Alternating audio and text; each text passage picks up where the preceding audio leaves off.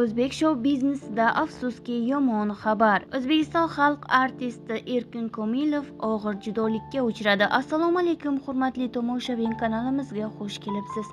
Videoroliklarimiz ostida bir dona like hamda podpisatsiya tugmachalarini bosib qo'yishni yodingizdan chiqarmang.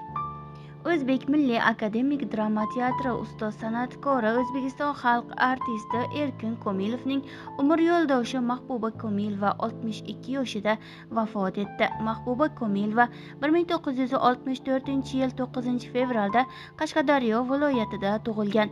1987-yil O'zbekiston Davlat san'at va madaniyat institutining rejissyorlik fakultetini tamomlagan. O'zbek Milliy akademik drama teatrida rejissyor yordamchisi bo'lib ishlagan.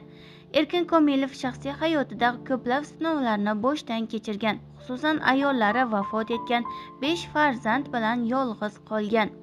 2025-yilning yozida Mahbuba Komilova kelajak avlodga turmush o'rtog'ining ijod yo'li jamlangan sahnada Yuragimga quloq tutaman nomli kitobni taqdim etgan, deyiladi xabarda.